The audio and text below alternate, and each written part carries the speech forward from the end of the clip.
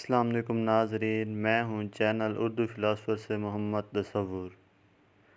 آج کا ہمارا لیکچر ہے میر کا غم۔ میر کا غم۔ میر کی شاعری میں کوئی بھی غزل ایسی نہیں جس میں رنج و الم نہ ہو۔ بے عمل آدمی کبھی بھی خوش و خرم نظر نہیں آتا۔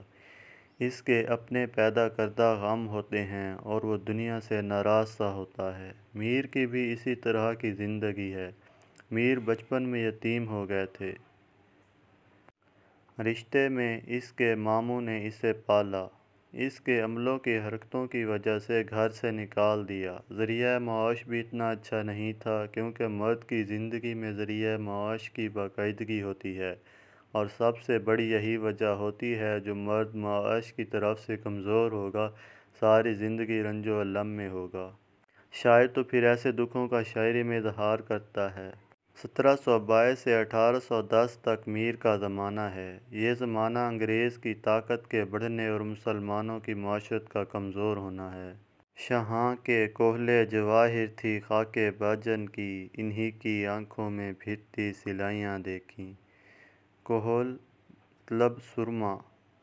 ڈاکٹر سید عبداللہ کہتے ہیں، میر کا غم صرف ذات کا غم نہیں، پوری کائنات کا غم بھی ہے۔ وہ اپنے دکھ محسوس نہیں کر رہا ہوتا، لیکن دوسروں کے معاشرے کے غم محسوس کر رہا ہوتا ہے۔ میر کی شاعری میں ایک غم نہیں، بہت سے غم ہیں جو اس کو تکلیف دیتے ہیں۔ دیکھ تو دل کے جاں سے اٹھتا ہے، یہ دھواں سا کہاں سے اٹھتا ہے۔ میر کی شاعری میں سب غم مل کر ایک درد بھرے اشعار کی وجہ بنتے ہیں۔ میر نے سب سے زیادہ غم دوراں، غم جاناں کا ذکر کیا ہے۔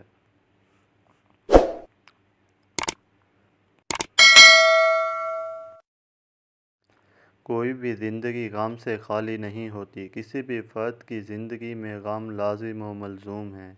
موت سے پہلے غم سے نجات نہیں۔ غم خوشی کی نسبت زیادہ طاقتور جذبہ ہے۔ خوشی کا اثر بہت عارضی سا ہوتا ہے، چھوٹے سے غم کا اثر بہت دائمی سا ہوتا ہے۔ کوئی بھی بڑی خوشی ہفتہ 8 دن سے زیادہ نہیں رہتی۔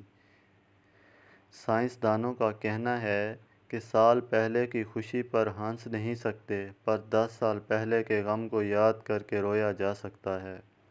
غم کا اثر دائمی ہے۔ شاعر دوسروں کی نسبت زیادہ حساس ہوتا ہے، قوت مشاہدہ زیادہ ہوتا ہے، دوسروں سے زیادہ محسوس کرتا ہے۔ اس لیے غم و رنج کا اثر میر کے ہر شعر میں واضح نظر آتا ہے۔